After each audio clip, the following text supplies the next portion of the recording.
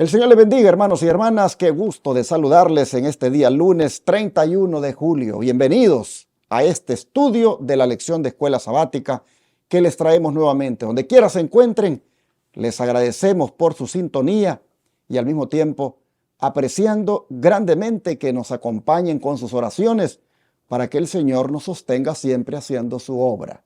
Y en la medida en que usted pueda también apoyar el ministerio con sus recursos, llámese diezmos, ofrendas o donaciones especiales, también, hermanos y hermanas, son bienvenidas, ya que esas permiten que se predique 24/7 a miles de hogares en 4 grandes ciudades en los Estados Unidos, como también al mundo a través del Internet.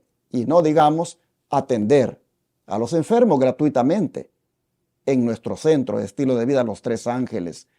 Hermanos y hermanas, muchas gracias por el apoyo que han dado hasta ahora y que no nos han dejado solos.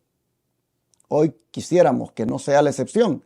Y en la pantalla están las formas de cómo ustedes pueden aportar esos recursos en concepto de diezmos, ofrendas o donaciones especiales.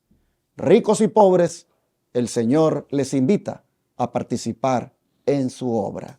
En la medida en que usted se sienta llamado a hacerlo, en la pantalla están, como dije, las maneras de cómo usted puede aportar. Tome nota y sobre todo tome nota del número de teléfono, el 214-881-4029, para que a través de él pueda usted enviar por la aplicación Cele, llamar y darlo en el instante de su tarjeta de débito o crédito, o pueda pedir información de cómo hacer transferencia de banco a banco, o incluso hacerlo por PayPal, o enviarlo a través de las agencias Western Union o RIA.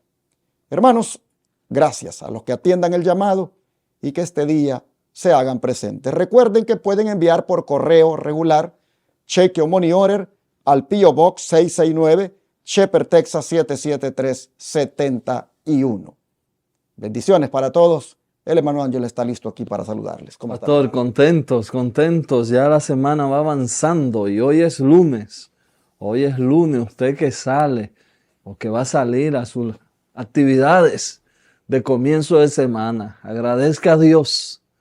Porque si hoy es lunes y usted va a salir a trabajar es porque tiene un trabajo. Si está ahora mismo en un tapón, como le llaman en mi país, o en el tráfico, agradezca a Dios porque tiene un carro. También, si hoy usted se levantó y tiene algún problema, agradezca a Dios porque yo siempre digo que los problemas son de los vivos. Así que damos gloria a Dios en todo. Queremos, así como decía el pastor, seguirte invitando a que siga contribuyendo con este ministerio. Usted sabe la forma cómo hacerlo. Así que, hermanos, no cierres tu corazón a ayudar para que esta obra siga avanzando. ¿Cómo también usted puede ayudar? En una forma sencilla. Dele like, comparte estas transmisiones.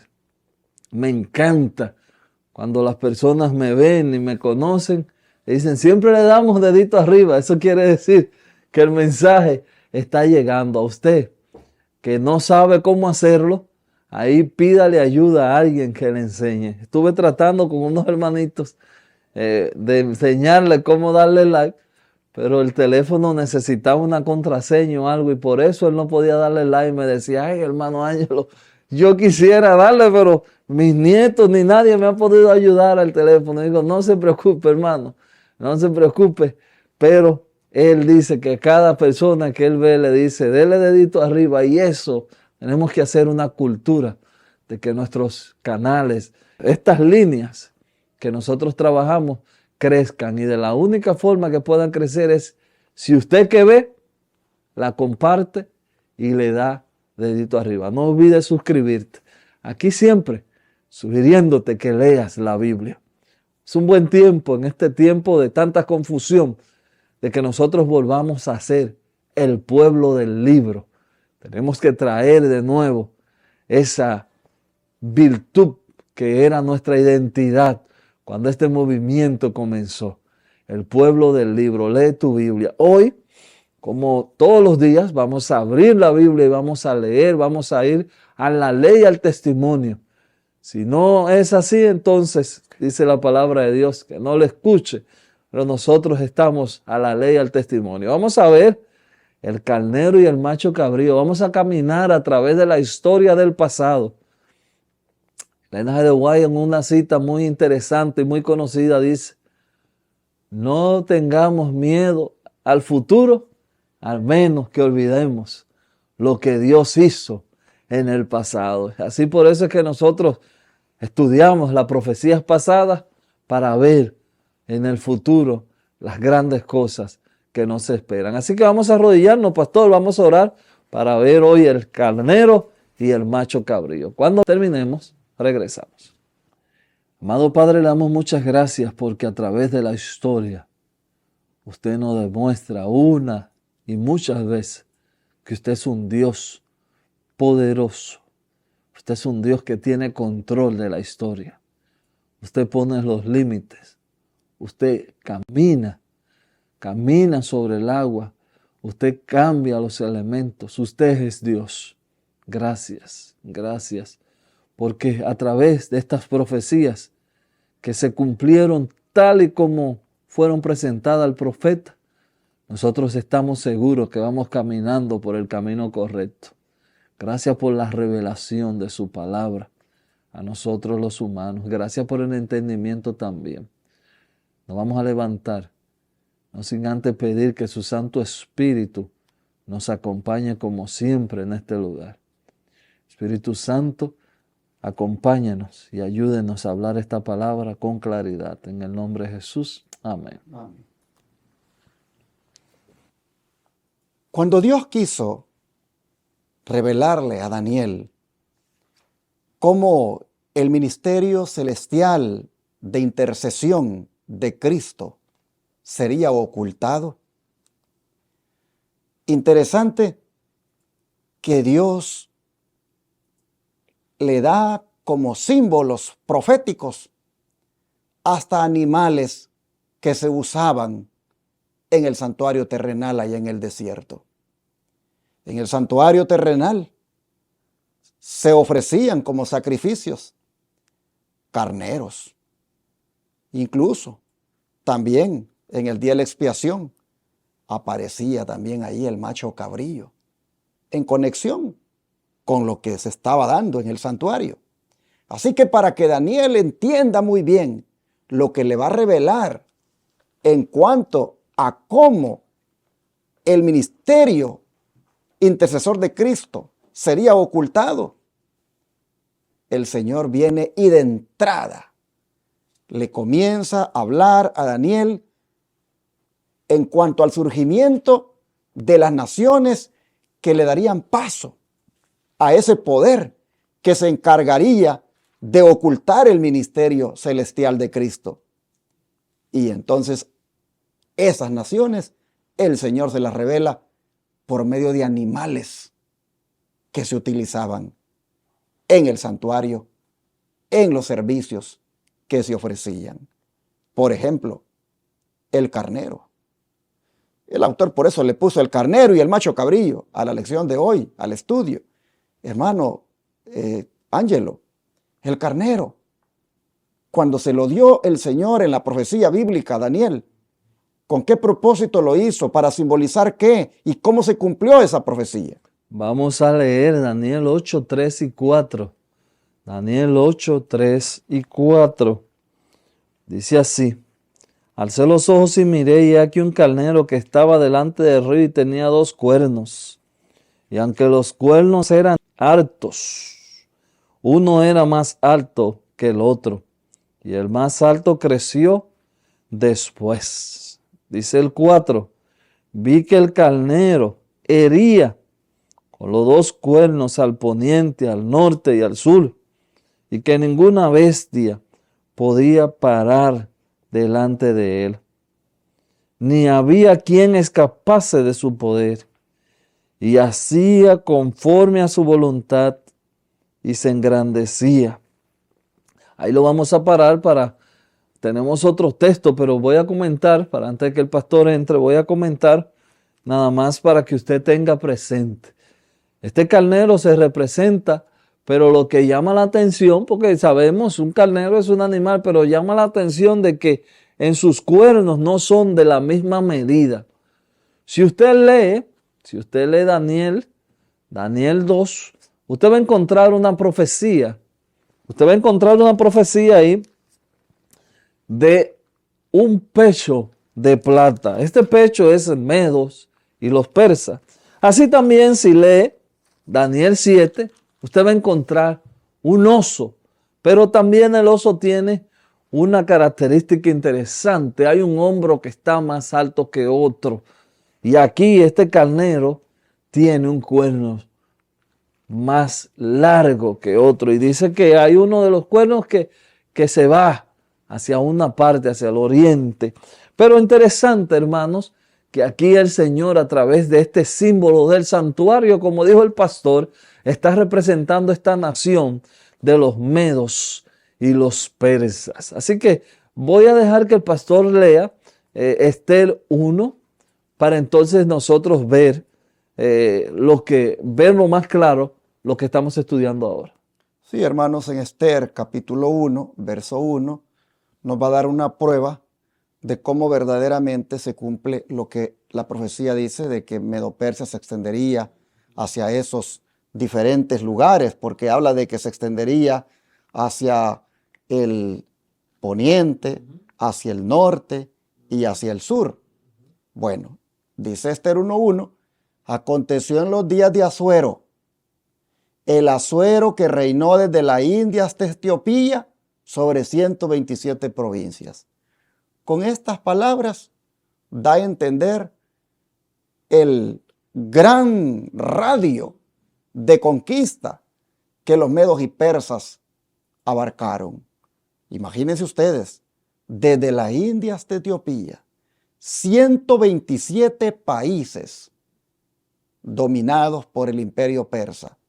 No cabe duda de que esta es una manera de ver cómo la profecía decía que el carnero se extendería al poniente, al norte y al sur, y que nadie lo podría parar delante de él, y que tampoco nadie podría escapar de su poder.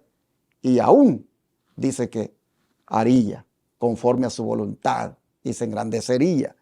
Bueno, aquí nosotros con el texto de Esther 1:1 podemos ver que efectivamente fue amplio o amplia la conquista de los medos y persas. El carnero simboliza Medo-Persia y se cumplió la profecía como Esther aquí lo acaba de mencionar. Y el don de profecía cómo se va a unir aquí para darnos a entender entonces cómo esto de las naciones que los medo-persas conquistan, cómo esto debemos verlo nosotros desde la perspectiva, digamos, espiritual y bíblica. Aunque las naciones rechazaron los principios de Dios y provocaron con su rechazamiento su propia ruina, es evidente que el propósito divino predominó y se manifestó en todos sus movimientos.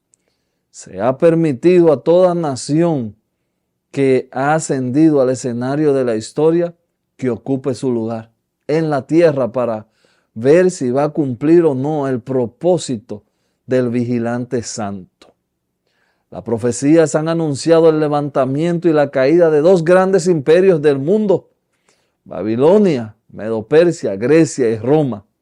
La historia se repitió con cada una de ellas, lo mismo que con naciones menos poderosas. Cada una tuvo su periodo de prueba, fracasó, su gloria se marchitó, perdió su poder y su lugar fue ocupado por otra. Estamos leyendo en el libro La Educación, página 176, página 177. Me llama la atención aquí de este comentario que hace Elena G. de White, cómo presenta cada uno de estos imperios, cada uno de estos poderes. Y la palabra que me llama la atención es esa, de que fracasaron en su labor. Oh queridos, algo va a venir ahora. Puedo decir venir, pero puedo cambiar la expresión. nosotros estamos viviendo también en una nación que ha tenido un poder extraordinario y pronto también fracasará. La gloria del Señor se manifestará pronto hacia su pueblo y estas palabras serán verdad. Y como nosotros decimos, verdad presente para todo el mundo. No estamos equivocados cuando decimos, sin miedo a equivocarnos, que Dios tiene el control de todas estas naciones. Si Él puede controlar el mundo y las naciones, ¿cuánto más si tú le entregas tu vida, te puede controlar a ti? Pastor. Quisiera decirles, hermanos, que efectivamente los medos y persas, representados aquí por el carnero, ellos hacia el poniente tenían a Babilonia y lo conquistaron, lo eliminaron, podría decirse, de el mapa geopolítico, así teniendo la hegemonía. Lo eliminaron y pasaron ellos a ser la potencia. Y miren qué amplio, 127 provincias. Pero, hermanos, como acabamos de leer, Dios permite que una potencia surja para que cumpla los propósitos de Dios. Pero si no los cumple, el Señor permite que se levante otro. Y miren, Dios permitió que los medos y persas se levantaran y eliminaron a Babilonia. Pero cuando los medos y persas tampoco quisieron cumplir con los propósitos de Dios, Dios se encargó que surgiera otro. Y ahora viene el otro animal que también, como dije, tenía que ver mucho con el santuario, el macho cabrío. ¿Qué simbolizaba, hermano Ángelo, en el siguiente símbolo que va a dar el Señor aquí a Daniel? Ese macho cabrío, ¿qué simbolizaba y cómo se cumplió? Daniel 8. Estamos en Daniel 8, hermanos. Mantenga su Biblia ahí porque esta semana vamos a leer Daniel 8. Así que Daniel 8, pero ahora voy a leer el 5 y vamos a llegar hasta el 8. Mientras yo consideraba esto, he aquí un macho cabrío venía del lado del poniente sobre la faz de toda la tierra, sin tocar tierra. Y aquel macho cabrío tenía un cuerno notable entre sus ojos. Y vino hasta el carnero de 2 cuernos que yo había visto en la ribera del río, y corrió contra él con la furia de su fuerza. Y lo vi que llegó justo al carnero y se levantó contra él y lo hirió y le quebró sus 2 cuernos. Y el carnero no tenía fuerza para pararse delante de él. Lo derribó por tanto en tierra y lo pisoteó. Y no hubo quien librase al carnero de su poder. El 8 dice, el macho cabrío se engrandeció sobremanera, pero estando en su mayor fuerza, aquel gran cuerno fue quebrado y en su lugar salieron otros 4 cuernos notables hacia los 4 vientos del cielo. Aquí nosotros tenemos, como le vine diciendo, en Daniel 2 tenemos visión, Daniel 7 tenemos visión. Aquí nosotros tenemos la representación. Fíjese, este macho cabrío no pisa tierra. Eso quiere decir que viene en el aire, viene a velocidad extraordinaria. Así como ese leopardo que va volando. Aquí se representa Grecia con su famoso conquistador, Alejandro Magno. Aquí también nos deja ver esos 4 generales que toman el dominio y comienzan a gobernar después de que Alejandro a su corta edad pierde la vida, fruto a que él no tenía dominio propio, no tenía control. Conquistó gran parte del mundo conocido, pero nunca se conquistó él mismo, nunca tuvo dominio propio. Y aquí nos está hablando en Daniel acerca de Alejandro Magno. Tenemos también ahí, pastor, otros versos, no sé si usted quiera leerlo, el verso 21 y el verso 22. Bueno, me gustaría retomarlo desde el 20. Dice, en cuanto al carnero que viste, que tenía 2 cuernos, estos son los reyes de Media y de Persia. Así que claramente el carnero está identificado como Media y Persia. El macho cabrillo entonces es el rey de Grecia. como ya mi hermano Ángel lo ha mencionado. Y el cuerno grande que tenía entre sus ojos es el rey primero, o sea, Alejandro el Grande. Y así, hermanos, nosotros vemos que también en cuanto al cuerno que fue quebrado, o sea, Alejandro el Grande, dice que sucedieron en su lugar 4 reinos que se levantarían de esa nación, aunque no con la fuerza de él. Así vemos entonces también que el mismo rey Nado de Grecia se va a debilitar después de la muerte de Alejandro. Y usted dirá, pero ¿por qué estas lecciones? ¿Y qué tienen que ver con el santuario? Ya le dije. El capítulo 8 es un capítulo que tiene que ver con el santuario. ¿Y por qué Dios tiene que simbolizar a Medo-Persia con un carnero y a Grecia con un macho cabrillo? Porque Dios va a dar un mensaje que tiene que ver con el santuario en el capítulo 8. Y hasta los animales que ocupa para simbolizar a las naciones son animales que tienen que ver con el santuario.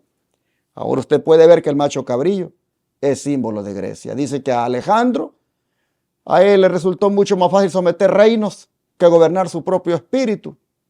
Y después de conquistar naciones, este supuesto gran hombre cayó por la indulgencia del apetito, víctima de la intemperancia. Así dice la temperancia cristiana y la higiene de la Biblia en la página 29. Llama la atención que en su apogeo y a temprana edad, este hombre tristemente murió. ¿Por qué? Porque le era más fácil someter a los reinos que gobernarse él mismo. Y eso, hermanos, es una desgracia de la raza humana en la cual lamentablemente también nosotros caemos.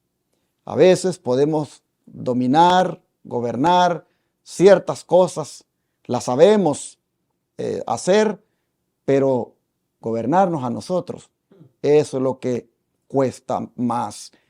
Pero miren, qué triste que este hombre haya quedado en la historia como un hombre que conquistó tantos reinos y que haya muerto tan temprano por intemperante. Esto es una advertencia, hermanos, porque nosotros también podemos acortar los años de vida por nuestra intemperancia. Es decir, hermanos, comer y beber en exceso y todavía cosas que dañan la salud.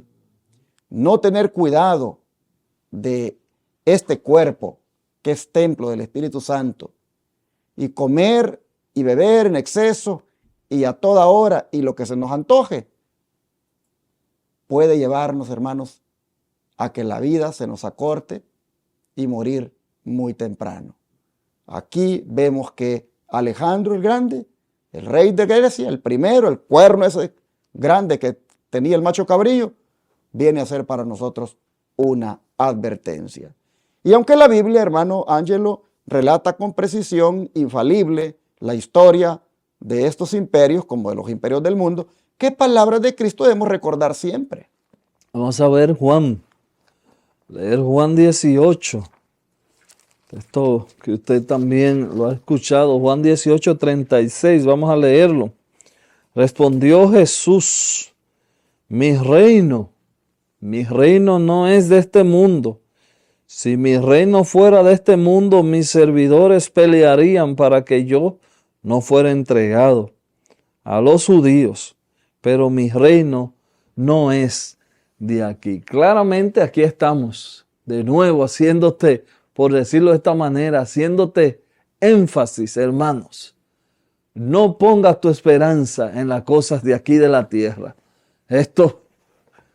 La historia nos demuestra que ha ido pasando. Usted ha estado luchando por construir. Usted ha estado luchando por crecer. Usted ha estado luchando a costa, como decía el pastor, a veces hasta de su propia salud, por obtener cosas. Ponga su vista, ponga su mirada en un reino, en el reino que no es de este mundo. Y Dios Nuestro amado Jesús lo deja claro. Nosotros tenemos un reino donde ahí sí ni corrompe ni se daña. El reino que durará para siempre. Y así como dice la Biblia, la palabra de Cristo, debemos recordar que no somos de este mundo. Estos imperios, estos países, esta prosperidad o estas crisis que estamos viviendo son señales de que esto pronto también pasará. Esto nos dice, hermanos, de que sobre todos los reinos del mundo está el reino de Dios. Amén. Y los principios de dicho reino son los que nosotros debemos procurar reflejar en nuestra vida y también buscar, hermanos, ser súbditos de Él y leales a Él, a ese reino. Es verdad que surgieron en la historia los hombres como Nabucodonosor, como Ciro, como Darío, como Alejandro el Grande, y todos esos hombres que estuvieron al mando de estas naciones o de estos imperios que surgieron, pero nosotros a quien debemos destacar sobre todos ellos es al Rey de Reyes y Señor de Señores, a Jesucristo. Jesucristo tiene un reino. Jesucristo se lo está diciendo a Pilato aquí. Mi reino, le dice, no es de este mundo. Mire quién es Pilato. Es uno de los representantes del emperador de Roma. Él es una autoridad romana. Y aunque Roma se jactaba de tenerlo allí como un preso a Jesús, Jesús le dice claramente, hay un reino del cual soy el rey. Y no son ninguno de los de este mundo. Porque si así fuera, pelearían porque yo no fuera entregado aquí. Y hermanos, ese es el reino de Dios. Ese es el reino al cual Jesús quiere que todos nosotros vengamos a ser parte de Él y que lo disfrutemos. Miren, el don de profecía dice que deberíamos nosotros aprovechar para hablar de este reino y de este rey, y no tanto hablar de todos los reinos que existen ahora, las potencias, y dedicarle tanto tiempo a ello, sino hablar más, hermanos, del reino de Dios.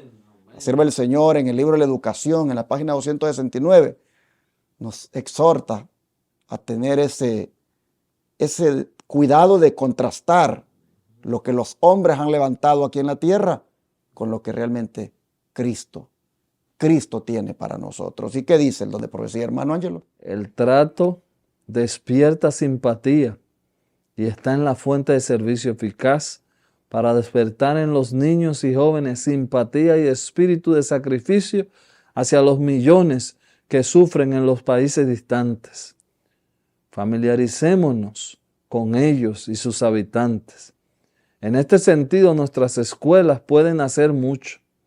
En vez de hablar tanto de las hazañas de los Alejandros y Napoleones de la historia, estudien los niños la vida de hombres como el apóstol Pablo, Martín Lutero, Moffat, Livingstone, Carrier, y la historia actual del esfuerzo misionero que diariamente se va desarrollando. En vez de recargar la memoria con una sucesión de nombres y teorías que no tienen importancia para su vida y a los cuales una vez fuera del aula, rara vez dedican un pensamiento, estudien todos los países a la luz del esfuerzo misionero y familiarícese con esos pueblos y su necesidad. Así como dijo el pastor, esto se encuentra en el libro La Educación, página 269. Bueno, ahorita lo dije en el comentario, ahorita dije, si estos hombres como Alejandro, Napoleón, despertaran quizás de su sueño y vieran que hoy no son más que vagamente historia y en algunas memorias se recuerdan de ellos, pasaron a la historia. ¿Qué nos sugiere Elena G. de White? Que estudiemos la vida. Así como dice el pastor, tenemos que hacer un balance. Estudiemos la vida de estos hombres que verdaderamente son trascendentales. A mí personalmente me encanta Pablo.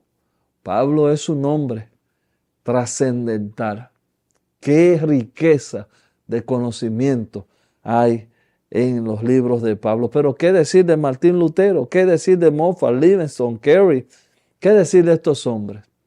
El Señor nos ayude a que nuestros muchachos crezcan en el conocimiento de estos grandes hombres y en los países donde hay crisis, que ellos puedan estar al tanto de cómo se mueve verdaderamente el mundo en el día de hoy. Que Dios le despierte en nosotros el interés de ayudar a otros. Así que Dios me le bendiga. Y esto, hermanos, donde se puede dar mejor es en la educación en casa, en homeschooling, es decir, la escuela del hogar. Y también en algunas escuelas cristianas que cuando reciben sus currículums y allí aparece en la materia de historia que se va a hablar de la conquista de este país, de este héroe que surgió en la historia, pueden, digamos, referirse a ello de una manera leve y destacar las historias de los reformadores, de los misioneros, de cómo estos Dios los usó para llevar adelante el mensaje que tiene que ver con el reino de Dios. Está prácticamente esto dado para que en la parte educativa se haga énfasis más en lo que han hecho los misioneros y los reformadores que en lo que han hecho los hombres para conquistar los países. Y matando y pecando, o sea, en vez de agarrar un libro y dedicarle tantas horas a la historia de estos hombres, dice la sierva del Señor, agarren un libro y lean la historia sobre Martín Lutero, sobre estos otros, Moffat, Livingston, Carey y todos los estos que son misioneros, lean sobre ellos. Esto es más todavía edificante, ese es el mensaje. Así, hermanos, vuelve nuevamente la lección a irnos adelantando en la profecía hacia el clímax, porque ya mañana viene el que surgiría para ocultar el ministerio celestial. La lección viene de una manera así como poniendo las bases. Entramos a Grecia, pero Grecia ya vimos, se dividió en cuatro partes, y un reino ya dividido fácilmente puede ser conquistado por otro. Alistémonos para mañana, para que veamos cómo la profecía venía anticipadamente de animales que tenían que ver con el santuario a prácticamente entrar al poder que usurparía el ministerio de Cristo en el santuario celestial. Vamos a orar, a darle gracias a Dios por la profecía bíblica. Te agradecemos, Padre, por mostrarnos el surgimiento de estas potencias y el cumplimiento de lo que tú le dijiste a Daniel, cómo se dio realmente al pie de la letra. Señor, estamos listos para entrar a la parte donde lamentablemente es lo más triste que ha habido en la historia, usurpar el ministerio de Cristo. Pero de todas formas, para entender la profecía, ha querido el autor que empecemos desde el versículo 1 e ir viendo cómo estas cosas se han cumplido. Gracias por tu palabra que es tan veraz, que todo lo que se ha profetizado se ha cumplido. Te rogamos que confiemos siempre en esta palabra, que siempre, Señor, también, sobre todos los reinos de este mundo, nosotros anhelemos al reino tuyo, al reino eterno, el reino de Cristo. Ayúdanos a mantenernos como súbditos leales de nuestro gran Rey y Salvador Jesucristo. Te pedimos, Señor, que así sea, en el nombre de Jesús. Amén.